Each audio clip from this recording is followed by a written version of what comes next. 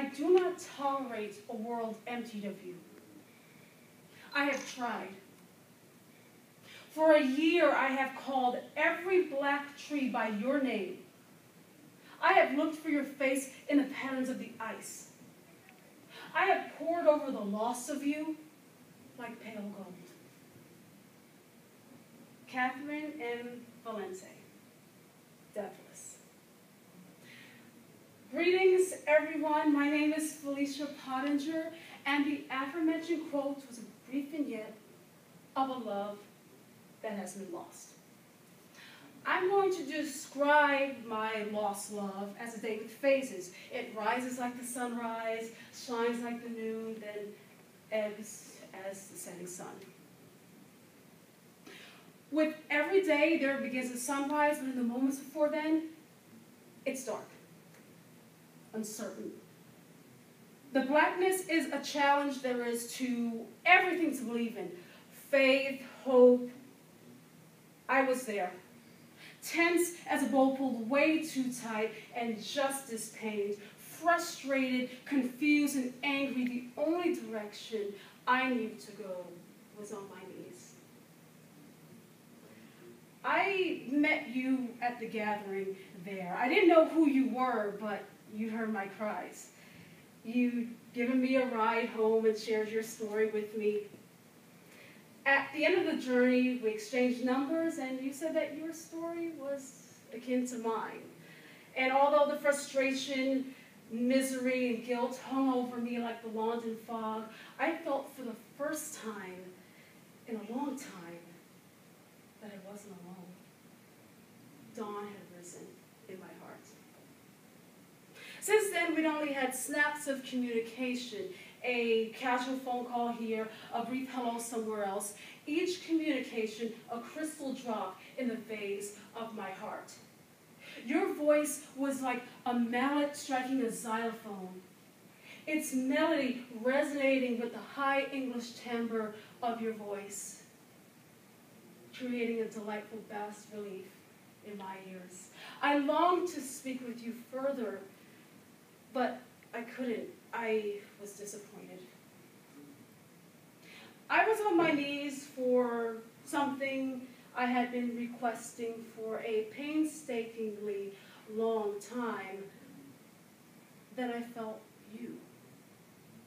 Nervous and excited I was, because after all, it was you. But I kept my cool, not wanting to betray myself to the strong emotions that I felt. I wanted to push it away, but I wouldn't. Because for the first time in a long time, I was shining. Noon was here. And as it is, when the sun shines the brightest, everything under its gaze had become illumined. Words manifested themselves onto scraps of paper. Songs emanated from my throat, connecting with the universe in hopes that the universe would tell that I was trying to connect with you. Everything was beginning. It was as if the beginning were continually beginning.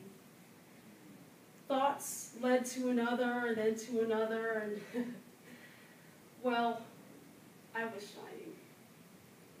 I wanted you to be with me, but you had gone again. My pride refused to let me pine for you. So I destroyed the picture of you from the magazine we'd gotten from working at the tea party together. After all, if you had left to improve yourself, I didn't want to be left behind. I would do the same. I would put you out of mind. But when I took up running, it was your golden face that stared at me. When I listened to music, it spoke of the melody that was you. I couldn't walk down the street and see a vehicle that resembled yours and wonder where you had gone. Where were you? Why did you leave? Even the text message you sent betrayed nothing but a wistful farewell. I'd given up hope of ever seeing you again. 8 months later, I felt led to go back to the place where I met you. My eyes hadn't seen you, but my heart had.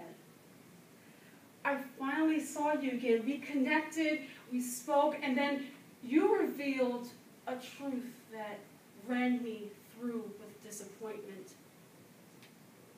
You got married. And what's more, you got married to a one that you've known for 7 years. That was it. It was over. For me and this romance, the sun had set. In conclusion, I was yearning for a love that was never mine to begin with. But I learned one very important lesson through it all. I leave you with this quote from Christy Poole Young. She says, I was told when you find a good woman, hold on to her. So, I'm holding on to myself. Thank you, everyone.